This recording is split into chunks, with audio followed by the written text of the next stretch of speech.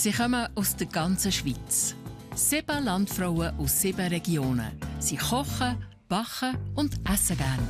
Und sie stellen sich im Wettbewerb um die beste Regionalküche. Mit dabei sind aus Schwellbrunn im Kanton Appenzell-Ausserrhoden Marianne Dietrich. Aus dem luzernischen Nottwil Anita Estermann. Aus Au im Aargau Evelyn Villiger. Von Ennetbühl im Kanton St. Gallen Vreni Hüberli. Aus Reiferswil im Kanton Zürich Maja Bär. Aus Saxon im Wallis Ilona Tetta. Und aus dem bernischen Rumendingen Barbara Matter. Das ist SRF bei den Leuten Landfrauenküche.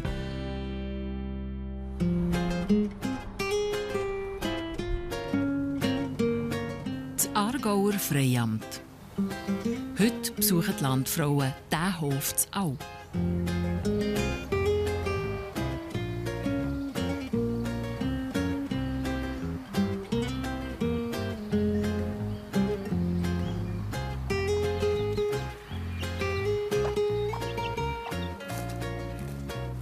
Evelyn nimmt sich noch einen Moment Zeit für sich. In Gedanken ist sie aber schon beim Besuch. Für den heutigen Tag habe ich die Hoffnung, dass mir das meiste gelingt und nichts wirklich ganz abverhält. Und dass ich am Schluss zufrieden sein mit mir.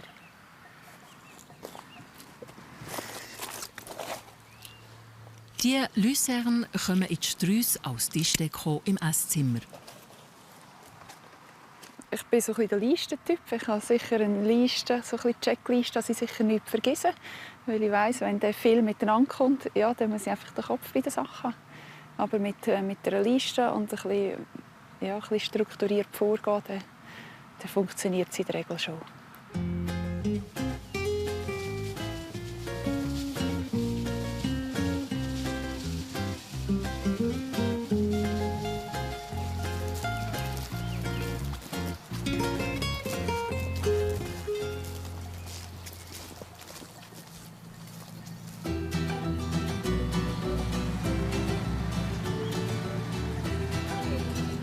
Auf der Fahrt durchs Freiamt diskutieren die Landfrauen über die Landschaft.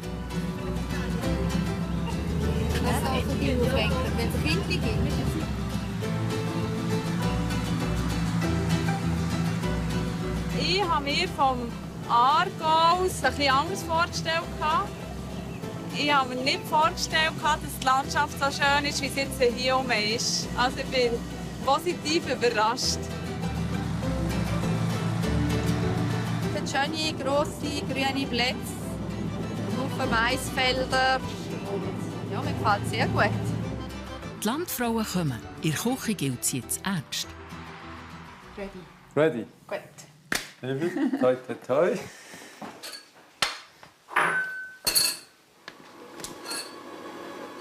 Für dass Evelyn ihren Dreigänger pünktlich auf den Tisch kommt, hilft ihr der Hänsu, ihr bester Kollege. Das war ein bisschen viel. Ein bisschen weniger als nächstes Mal. Sieht gut aus. Das war eigentlich von Anfang an klar, dass er mir hilft. Ja, wir tauschen uns etwa ein bisschen austauschen mit Gartengeschichten und speziellem Eingemachtem, gell? Du?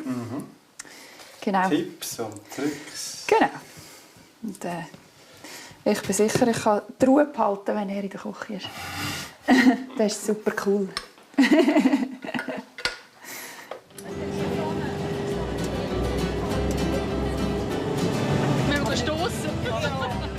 Die Landfrauen sind gespannt auf das Menü. Das erste Mal kocht nämlich eine Vegetarierin.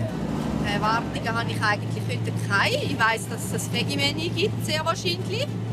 Eventuell könnte es sein, dass sie gleich Fleisch kochen, weil sie auch für die Familie 2-3 Mal in der Woche gleich Fleisch kochen. Darum bin ich gespannt, ob es gibt oder kein gibt. Bei der Evelyn freue ich mich auf etwas Fruchtiges, Blumiges, vielleicht Sommerliches. Ich würde mich freuen, wenn es Haufen Gemüse gäbe. So richtig vielfältig Gemüse. Das ist schön. Ich denke, sie hat eine Nudelmaschine. Sie macht sicher selber Nudeln. Nicht schlecht geraten. Teigwaren und Gemüse, das stimmt schon mal. Bei der Menüauswahl habe ich ein bisschen geschaut, was habe ich selber. Es ist mir wichtig, dass ich möglichst viel Eigenes verarbeiten kann. Teigwaren habe ich sehr gerne. Das Gemüse drin nicht. Ja, und einfach etwas, das man auch noch schön präsentieren kann, ein bisschen Abwechslung gibt auf dem Teller. Dass ihnen eben das Fleisch vielleicht ein bisschen, also vielleicht nicht fehlt in dem Moment. Die Ravioli haben 3 verschiedene Füllungen. Randenwürfeli,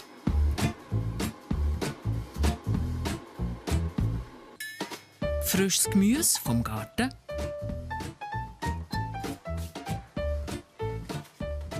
und Ricotta mit Kräutli und geriebenem Spritz.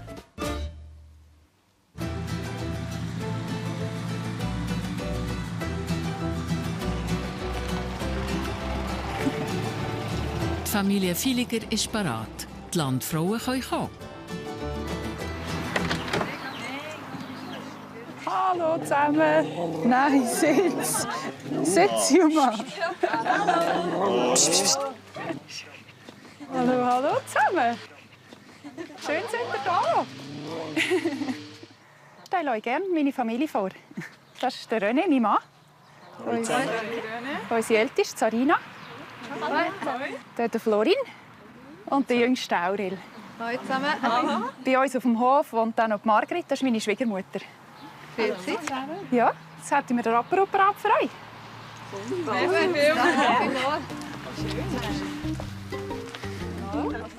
Greife zu. Nehmen wir selber. Ja. Die 2 sind ohne Alkohol. Passend zum heißen Wetter gibt es einen kühlten Sommerdrink mit Beere.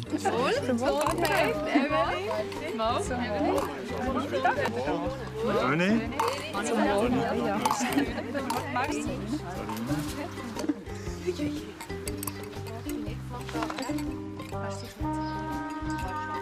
Apero-Häppli, Ricotta-Brötli und eine Käseplatte.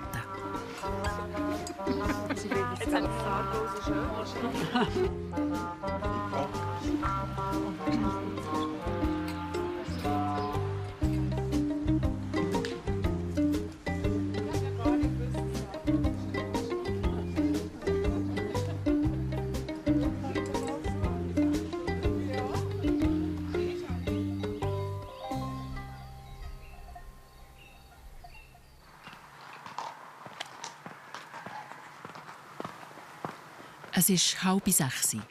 Evelyn ist schon am Arbeiten. Kannst du hinlaufen? Als erstes bringt sie die Rosse auf die Weide, solange es noch kühl ist und keine Fliegen hat. Der Hof ist von der Familie von meinem Mann. Also, das heisst, ich bin hier ein bisschen reingerutscht.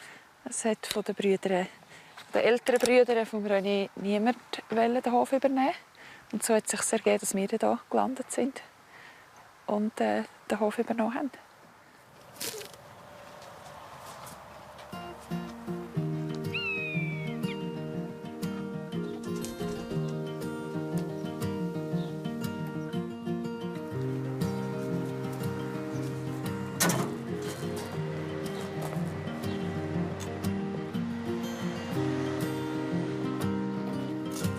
Seit ihr Schwiegervater gestorben ist, kümmert sich Evelyn um die 10 Hektare Land, die 10 Aufzuchtrinder und die 7 Pensionsrosse.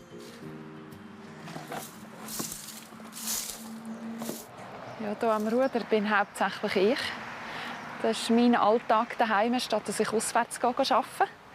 Der René geht auswärts. Und, ja, es war ein Prozess, bis wir gewusst haben, wann wir mit 3 kleinen Kindern ich auswärts arbeiten. Ja. Und ich bin froh, haben wir es so gemacht. Und bin ich daheim und irgendwo gleich, auch wenn ich gearbeitet habe, ich bin irgendwo rum für die Kinder.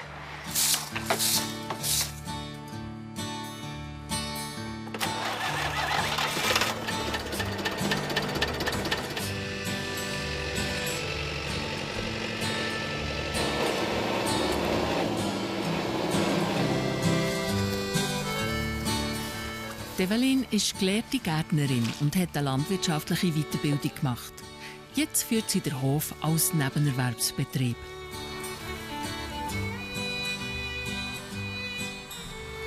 brauche nicht immer Leute um mich herum. Ich bin gerne alleine unterwegs, alleine in der Natur. Am Morgen, wenn der Tag verwacht, habe ich es besonders gern. Ich und die Natur und Tiere. Und so in die Tage starten, finde ich sehr schön. Evelyn betreibt Biolandwirtschaft. Und sie ernährt sich seit 20 Jahren rein vegetarisch. Der Ursprung war schon so ein bisschen, da war so ein bisschen Thema, ja, die Schlachthöfe, was läuft da ab? Ja, man ist sich so ein bisschen bewusst geworden, Fleisch wird produziert. Ja, und dann habe ich entschieden, ja, ich probiere es ohne und habe das beibehalten bis heute. Obwohl sie kein Fleisch isst, gehört die Aufzucht dieser Salaire-Rinder zu ihrem Betrieb.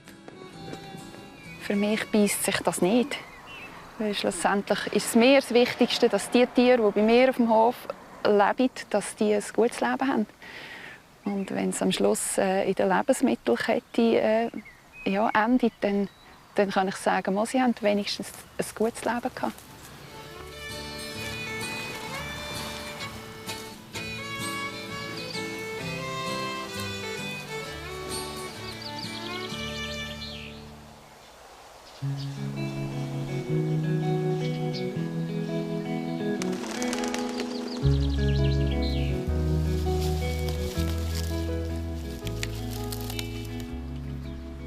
Der René, der Mann von der Evelyn, ist Bösteler und ein grosser Fan von seiner Frau.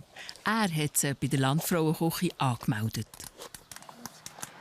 Schon seit irgendwie 2-3 Jahren sage ich, irgendwann melde ich dich an. Und ja, jetzt ist es passiert und ich finde es cool. Ich mag es extrem gönnen, dass sie dabei ist. Ich denke, das Gewinnen ist nicht im Vordergrund. Wäre sicher schön. Also eine Köchin ist sie eine super Köchin. Sie macht eigentlich alles. Es gibt, wenn ich irgendwie nicht mehr weiter weiss, dann kann ich ihr pfeifen. Es gibt halt mit den Maschinensachen, wo ich an die Grenzen komme. Sie findet eigentlich immer eine Lösung. Zwar ein bisschen peinlich, wenn man da muss sagen, aber ja, da kann man auch stolz sein, wenn man so eine Frau hat.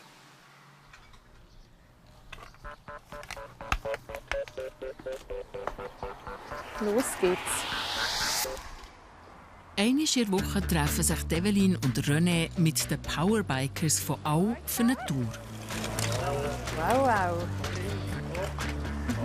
Glänzt aber. Hä? Ja, nicht, ne? Oi.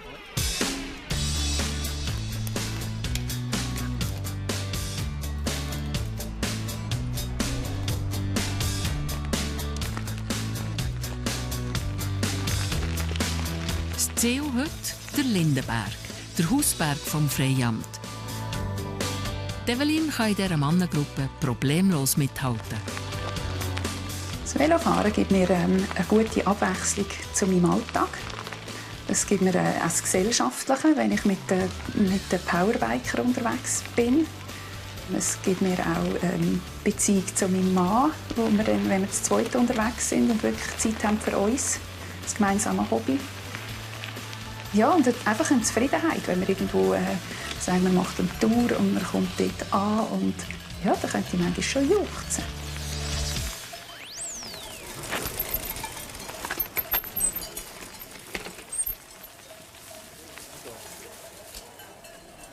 Mich auch messen mit anderen, das mache ich schon auch gerne. So ein bisschen wissen, wo du stehst, ein bisschen Gas geben und Konkurrenz zu haben, das passt mir schon auch.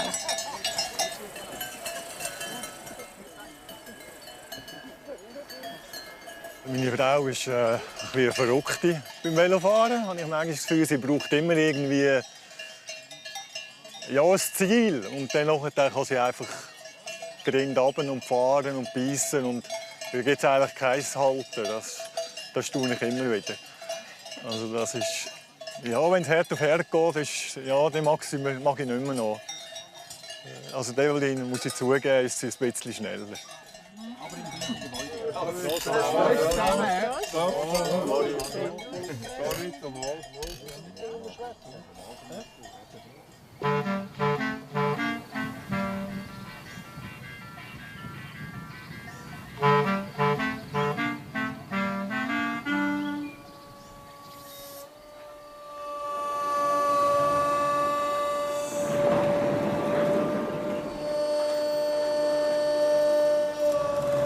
Evelyn hat auf dem Hof, wo ursprünglich ihren Schwiegereltern gehört hat, nach dies nach alle Aufgaben übernommen.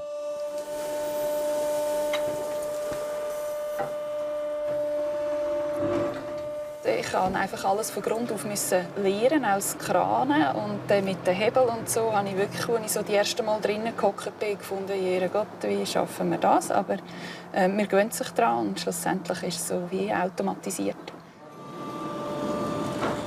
Maschinen habe ich hier zum Arbeiten und das ist jetzt nicht unbedingt etwas, was mir Spass macht. Fast lieber bin ich draussen auf dem Feld unterwegs.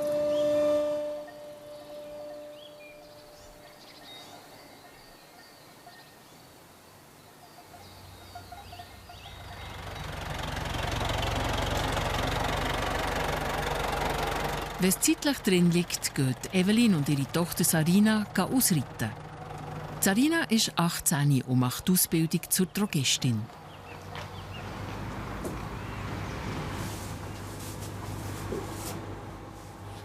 Die beiden Rosse dürfen sie regelmässig bewegen.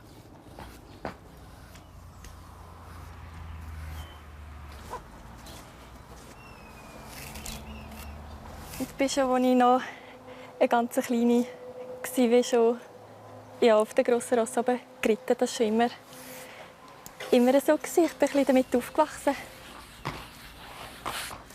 Ist er sauber? Gut. Evelyn, ihr Lieblingsross heisst Twilight und verbringt da seinen Lebensabend. Ich habe gerne grosse, dunkle Rosse eigentlich. Und sie ist zum Transport rausgekommen, ein kleines Schimmeli. Und ja, ich habe sie gerade von Anfang an so mögen, wirklich.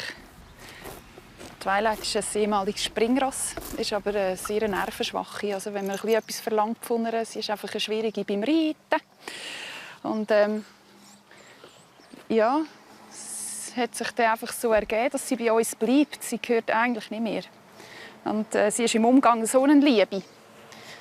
Und das ist eigentlich so ein bisschen der Grund, wieso sie ist mir emotional schon ans Herz gewachsen. Und jetzt ist sie einfach bei uns. Mehr auf der Weide als unter dem Sattel. Weil das ist sie am wohlsten. Komm ein bisschen um. Ich tue schnell ein bisschen um zu dir. Wo gehen wir durch, Sarina? Ich würde sagen, oben durch, oder? Noch ein bisschen im Schatten noch. So.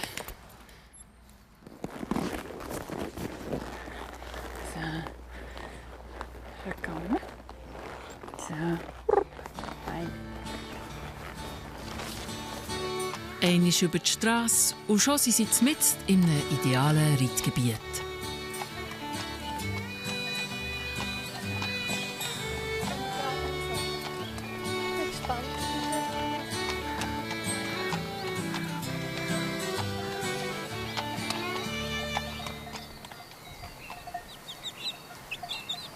Zurück auf dem Hof.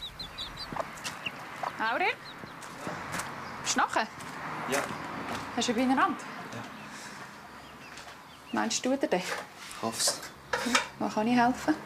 Den Motor rein tun einfach. Der 14-jährige Aurel braucht Unterstützung von seiner Mami. Sein Töffel ist kaputt. Den Ständer hast du jetzt erst selber dran machen. Gut. Wie wollen wir es machen? Nur Musst du von sagen, du tust die rein. Der Handlanger. Von wo kommen die hier? Hier quer, gell? Ja, mach es von dieser Seite. Also ich bin einfach der Handlanger. Ich bin bei solchen Sachen komme ich nicht so draus, aber da kommt der Aurel kommt ja draus. Ich bin einfach wirklich die, die es braucht, jetzt, um ein bisschen helfen haben und ein bisschen steuern und vielleicht eine Idee geben, wie man es noch machen könnte. Ich bin ja so Sachen, ich glaube, noch kreative. Gut, der hängt. Jetzt, Bringt sich etwas, wenn wir den noch ein bisschen... Nein, es kommt nicht auf da drauf an. Nicht? Okay. Pöpperle. Warte mal schnell. Nur, dass kannst du noch ein bisschen schauen? Also, es geht nicht. Moment, sonst probiere ich mal zu drücken. Und du... Vielleicht. Probier mal. Jetzt. Ja. Gut, super. Jetzt brauche ich das Töffel noch für die Schule. Und nachher möchte ich eigentlich mit dem Töffel arbeiten. Und wenn es dann nicht klappt, muss ich halt wieder mit dem Velo in die Schule gehen. Ja.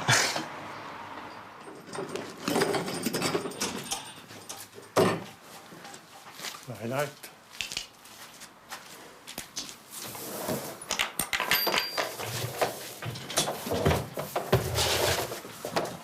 Der René ist vom Arbeiten heimgekommen.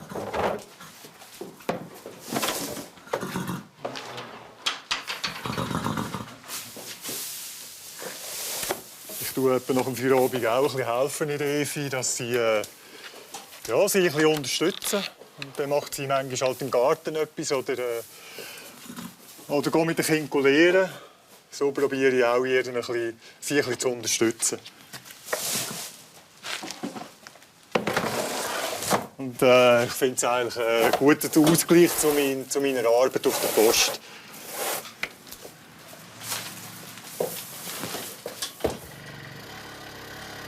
Das Töffli läuft immer noch nicht.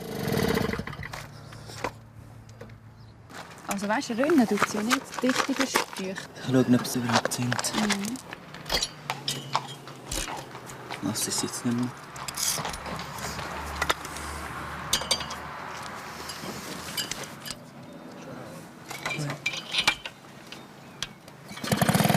Ja, dann wird es an der Zündung liegen. Ja, wenn er nicht zündet er einfach nicht. Gell? Ja. Ich habe ein Töffli. Eben, es sieht nach Zündung aus und er ist natürlich sehr enttäuscht. Aber irgendwie, ja, ich stehe halt danach, kann ihm auch nicht mehr helfen. Geht nichts mit dem Spritzpferdchen heute.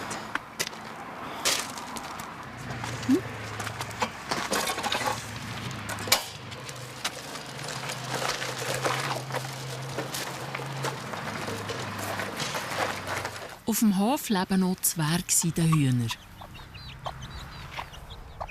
Die Hühner sind schon ein bisschen ein Hobby von mir. Ich gehe dann, bevor ich arbeite, alles aufmachen und gebe ihnen Futter.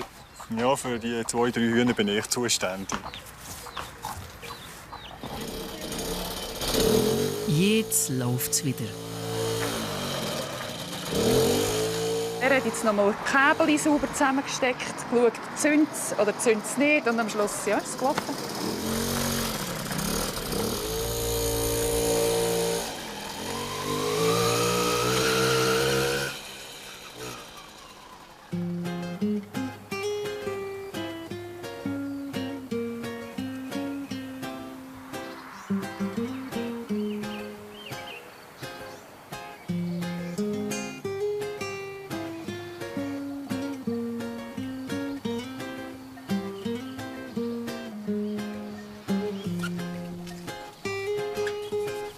Es ist der letzte Tag vor dem grossen Landfrauenessen.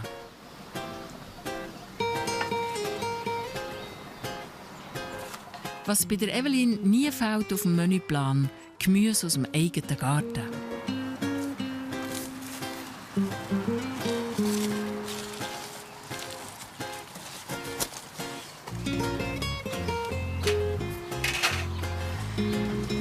Ich habe meinen Garten sehr gerne. Ich geniesse es, im Garten zu sein, mit der Erde zu arbeiten und am Schluss eben, ja, etwas zu ernten daraus. Es ist ein wilder Garten. Es wächst ja, ein bisschen querbeet und ich setze einfach zwischen die, was zusammenpasst. Da schaue ich immer. Stark, schwach, Zehrer und so. Und darum gibt es halt einen wilden und dann hat es halt hier ein bisschen Randen und dort ein bisschen Randen. Aber mir gefällt es so. Und ein bisschen Blumen zwischendurch. Und ich muss ein bisschen zusammensuchen, aber mir macht es Spass.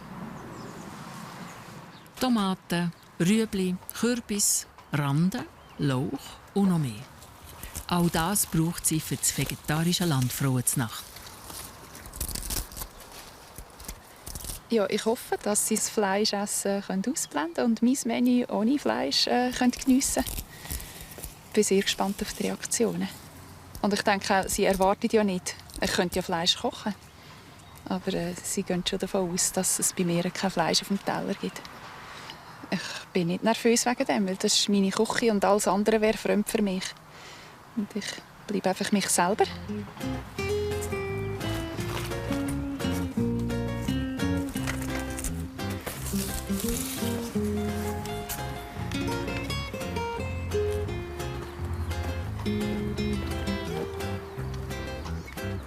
Ich glaube, ich habe jetzt alles aus dem Garten geholt, was ich brauche für das Landfrauenmenü. Ich habe den Kürbis für das Kürbis-Carpaccio, das es zur Vorspeise gibt. Tomaten für Tomatensauce, die es für die eine Sorte Ravioli gibt. Und ganz viel Gemüse für die Ravioli-Füllungen.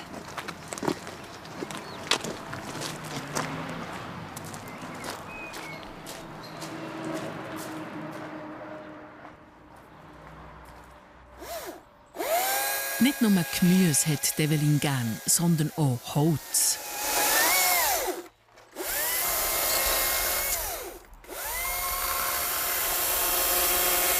Das Holz ist schon ein Stoff, den ich sehr gerne habe. Und so das Grobe, aus dem Groben vielleicht eher etwas Feines zu machen, da finde ich noch spannend. Eine Form hat sie besonders gern. Im Moment ist es schon gerade so das Herz. Da habe ich das Gefühl, da kann ich schon recht gut. Und das ist auch noch ein bisschen saisonal. Also im Winter mache ich dann eher die Sterne noch, probiere einmal einen 3D-Stern oder einen Engel oder irgend so etwas. Und dann haben wir wieder eine Idee und probiert. Und wenn es nicht geht, dann führen wir ja noch Teil mit Holz. Fertig sind Geschenke für die Landfrauen.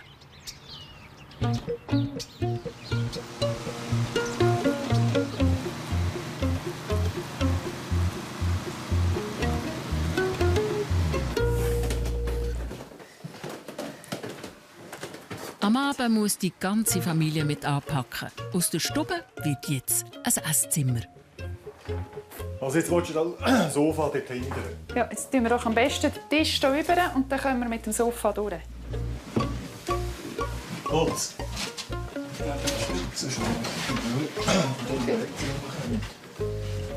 Einfacher ist es sicher noch nicht. Ja, aber woher noch? Entweder tun wir messen oder probieren. Probieren. Probieren?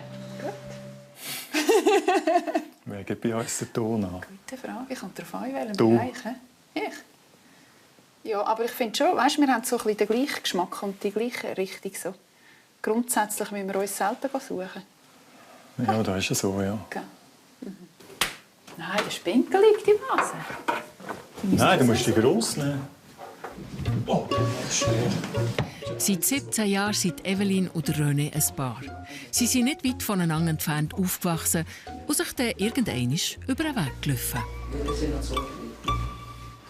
Ja, wir haben uns im Ausgang kennengelernt. So, ja, in einer Bar. Gell, haben wir uns das erste Mal gesehen. Eigentlich sind wir ein bisschen verkuppelt worden, oder? Von deiner besten Kollegin, die hat eine Freundschaft mit einem Cousin von mir. So sind wir auch ein bisschen verkuppelt worden. Ja. Ist gut. Ja. Immer noch. Ja, meistens schon. Willst du einen Staubsauger holen? Ja. Gerne etwas. Staubsauger. Esszimmer, ja, da tut uns jetzt schon noch ein bisschen beschäftigen, weil also wir haben es schon gerne schön und wir wissen, was wir wollen. Und ja, es ist uns wichtig, dass es so ist, wie wir es wollen. Und jetzt tun wir halt noch ein bisschen rücken und schieben, bis es für uns stimmt. Komm, dieses schauen wir dem Ohren. Das ist jetzt mal gut. Aber tun wir jetzt den Tisch noch decken, oder was machen wir noch? Da müsst ihr Feierabend machen? Ja. Nein, ich wäre schon froh, wenn der Tisch gemacht wäre. Den Tisch müsst ihr ja decken. Weil sonst komme ich morgen ein bisschen ins Eich. Das machen wir jetzt noch. Holst du die Sätze rein? Gemacht ist gemacht. Evelyn ist bereit für die Landfrauen. Jetzt muss nur noch das Wetter mitspielen.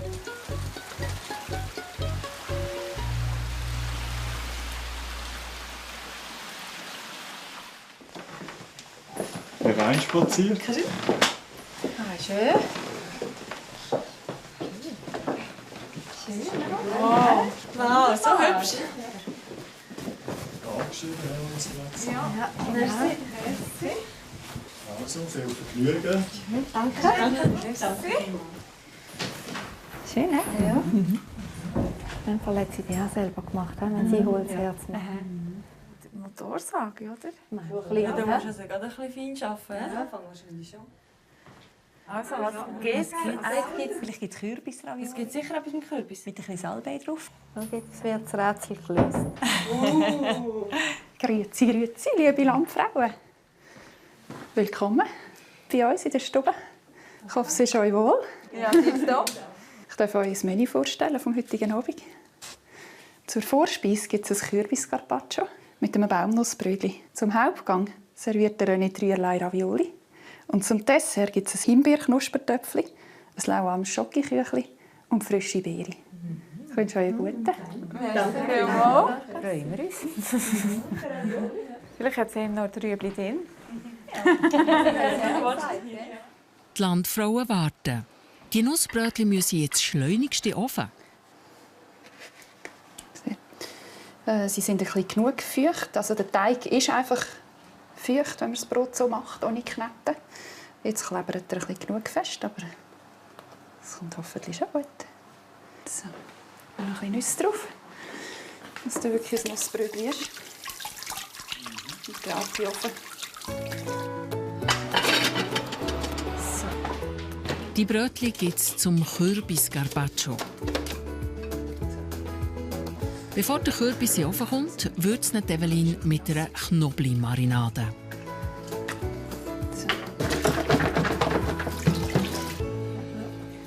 Dann bringe ich euch den Wein zur Vorspeise. Das ist ein Pinot Gris vom Weingut Klosterhof. Gerade einen am Berg, wo wir jetzt vorhin durchgefahren sind mit dem Postauto.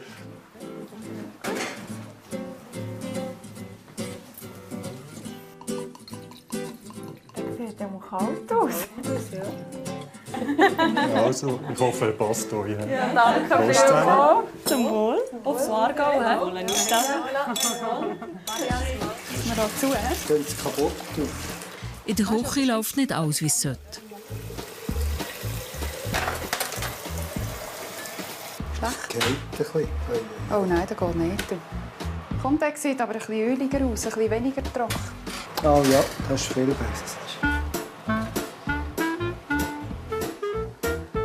Ich habe das auch schon gemacht und hier ist es nicht so verkehrt wie jetzt. So, Zum Kürbis-Carpaccio gibt es Sprinz, Balsamico und geröstete Baumnüsse. Oh nein, jetzt habe ich da nicht drüber gehabt. Und schon geputzt? Jetzt tun wir es halt drüber rein. Seht ihr es an?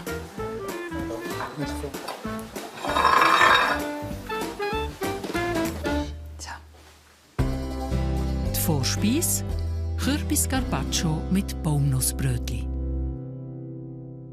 So, sind wir parat? Ja, geht ab. Es gilt ernst.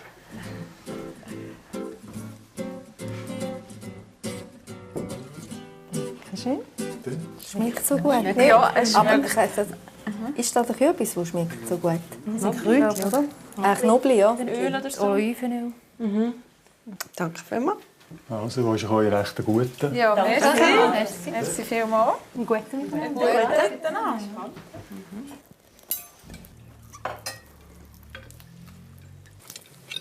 Also, da wären jetzt dämpft, oder? Vermutlich.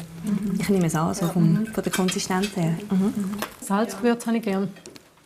Weißt du, hättest doch so gesalzen mit dem Kräutchen. Es ist sehr fein so. Ich finde es passt mega. Vielleicht noch etwas Säuerliches hat noch ein bisschen passt dazu. Es ist schon der Balsamico, gell? Aber dann spürt mehr. Der Kürbis ist halt süß als Gemüse. Ja, und dann verträgt schon gegen Pol, gell? Die Landfrauen bewerten bei jedem Gang die Präsentation, den Geschmack, die Kreativität und ob das Essen regional und saisonal ist. Sie vergeben Punkte von 1 bis 10. Bis zu der Finalsendung bleiben die Ergebnisse aber unter Verschluss. Merci. Ich kenne es ist nur Kürbis mit Suppe und so. Und das war wirklich etwas ganz anderes. Und mit diesen Baumnüssen, mit diesen angerösteten Baumnüssen, herrlich. Es war eine spannende Kombination, der süße Kürbis, das Gemüse, dann mit dem Balsamico, das der Zürich hatte, und dann die Nüsse dazu, die das Knackige mitgebracht haben. Und es war sehr fein, zusammen sehr harmonisch für mich. Hat mich ganz fein gedunkt. Die Vorspeise war mega hübsch. Es war herzig. Wirklich sehr liebevoll zubereitet. Ist aus. Ist aus. Super. Alles leer. Ja. Und schon geht es weiter mit dem Hauptgang. Das ist sogar sehr heiß. Ja, jetzt ist einfach so das Timing. Alles schnell rüber. Alles gleichzeitig. 3-mal Ravioli, 3 verschiedene Ravioli, 3 verschiedene Soßen. Alles warm auf den Teller. Als Sauce gibt es Mohnbutter, Tomaten und Prosecco-Rahm. Oh, schau, jetzt verläuft es. Schade, haben wir da gerade eine grosse Mahl. Alles drauf, hä? Unbedingt. Mal. Ja, das Timing, hä? Gut. Zum Hauptgang gibt es 3 Ravioli. Die Teller sollten eigentlich sehr heiß sein. Hä? Und Sorge. Wow. Oh. Also, jetzt sind wir gespannt, was das Mhm. drin ist. Weiss nicht, Ich bin auf den gespannt, oder? Das ist der Rand, oder? Ja. Und vielleicht ist Rind drin. Was ist Auch Rind drin. Hätte ja können sein. Ich hoffe, es passt euch. Ja, danke noch mit dem Mond da. Recht einen guten. Danke. Einen guten miteinander. Zwiebeln. Mit dem Mohn bei der Rand. Der Mohn gibt einem so einen Crunch. Findet ihr, sie müssen ein bisschen weniger hart sein? Die hättest du ein bisschen mehr abhauen, oder wenigstens gerade. Oder könnt ihr so besser, wenn du selber Teig machst? Also, es stört mich jetzt nicht, dass es nicht weicher ist. Nein, darum sind sie auch nicht aufgegangen. Weißt du, wir haben eben nicht die gleiche Füllung. Schau, ich habe die Füllung bei der roten drin, die ihr auch vom Ricotta erzählt. Ah ja? Ja, du hast es aber hier in einer schon auch grünes. Es ist das verkehrt, ja genau. Also wir haben beim Roten auch das grüne, die grüne Füllung gehabt, aber du hast es wirklich anders. Und wie ist es mit dieser Sauce? Ist anders? Anders gut. Wir haben 2 Soßen vertauscht. Aber ich meine, da kann man ja machen, wie man will. Jetzt ist das auf dem Teller. Der René hat gesagt, es sei noch besser, also voilà. Nein, ich habe nicht alles probiert. Vielleicht habe ich es richtig probiert. Lass mich doch jetzt in dem glauben. Ich habe für mich gedacht, wenn ich sonst Nudeln mache, ich es gerne, wenn sie ein bisschen mehr durch sind. Aber da ist und vielleicht ein bisschen mehr gewürzt. Ich habe es gerne, wenn es ein bisschen Raste hat. Aber eben, das ist so etwas Kleines. Und angerichtet war es wirklich schön gewesen. Es wäre für mich jetzt schön gewesen, wenn es vielleicht noch als Begleitung noch irgendein Gemüse oder so etwas dazugegeben hat. Es ist ja schon jedes Ravioli unterschiedlich gewesen, also die 3. Aber es wäre vielleicht schön gewesen, so ein bisschen als Kontrast noch so ein bisschen etwas Frisches, etwas Gemüsiges hätte ich mir vorstellen. Ich habe das Fleisch nicht vermisst, weil für mich kann genauso gut kein Fleisch rum sein, lieber Käse, als wenn es dann nicht so fein ist oder wenn es einfach Fleisch muss sein, einfach aus Prinzip. Der vegetarische Teller hat mich gar nicht gestört. Das in Anführungszeichen kein Fleisch drauf hatte. Und sie hatte Ideen mit 3 verschiedenen Füllungen. Und die sind ihr dann auch geraten. Also, mir hat das absolut nicht gestört. Das Dessert ist schon fast fertig. Die Evelyn schichtet Himbeercreme und geröstete Nüsse aufeinander.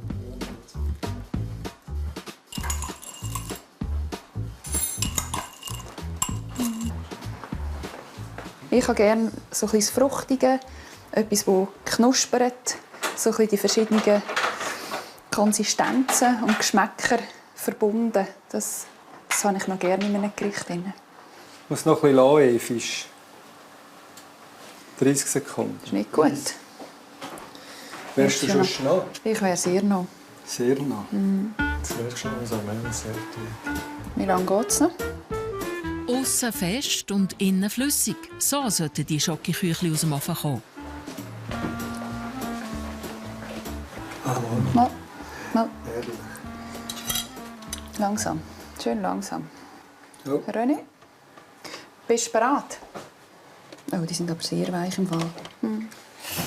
Nicht gut. Die sind jetzt zu flüssig. Aber die sind ja jetzt vielleicht besser, oder? Nächst. Nächster Versuch. Weißt du, drinnen ist es wirklich so. Nein, das ist wirklich Teig, weißt du? Ah, der Rahm läuft voll, guck mal. Ja, jetzt müssen wir entscheiden. Also vom Geschmack her finde ich es... Also komm, wir lassen es raus. Das geht gar nicht. Und jetzt haben wir 1 zu wenig. Scheiße. 2 zu wenig. 2 zu wenig? Scheiße, was machen wir jetzt? Jetzt müssen wir irgendwie improvisieren. Nein, das geht gar nicht. Nein. René, Oh, da geht nichts. Nichts dazu sagen. das ist jetzt komisch. Oh, du musst das Herzchen noch wegnehmen. Hey, Herzchen, Evi. Und daher, schau, jetzt sind wir ein bisschen zum Zeughaus. Der Hauptgang ist so, haben wir gefunden, hoffentlich geht der Hauptgang gut. Und am Schluss scheitert es noch jemand anders. Und das reut mich natürlich schon sehr. Ja, und eben, wenn das Timing nicht stimmt, der Rahmen verläuft, wärst du bereit und dann musst du warten und es läuft dir davon. Das kannst du nicht machen. Sehr schade. Mal schauen, was die Frauen meinen dazu. Zum Dessert gibt es Himbeer-Knuspertöpfli mit Schokoküchli.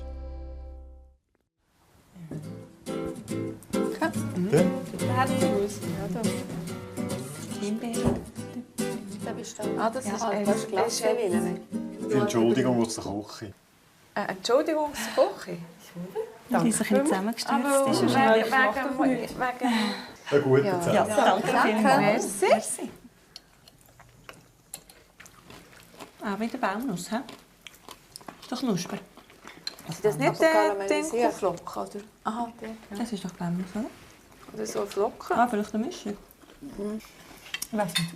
Ein Schokoküchli oben dran gibt auch nicht einen Deckel. Weißt du, wenn du einen Schokokuchen machst, einen lauwarmen, gibt es doch oben wie eine Kruste. Also du hast das Gefühl, der Boden müsste fester sein eigentlich? Ich weiss nicht, meins ist innen so weich. Ist das ganz durch? Nein, bist du gleich. Nein, da muss es so sein. So, ja. Ja, selbst schon. Aber meistens ist es oben wie so ein Krustendeckel. Das haben wir gar nicht gehabt.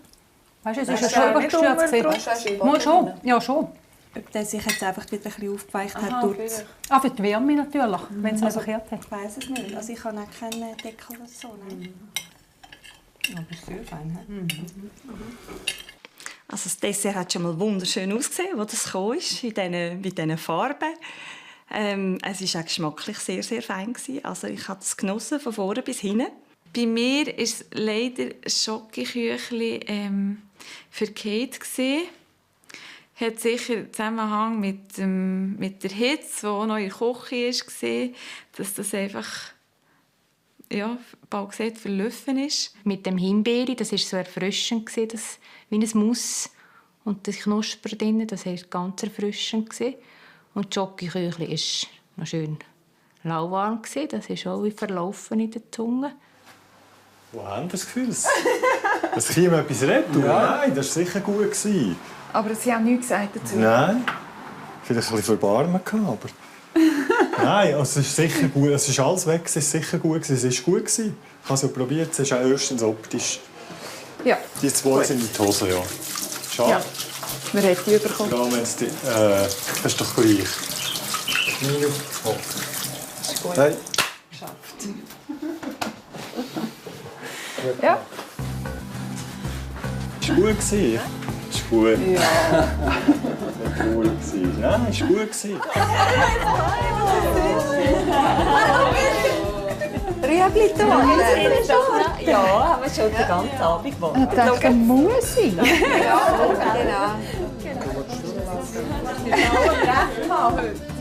Fertig gekocht. Ab jetzt gehört auch Evelyn wieder zur Tischrunde.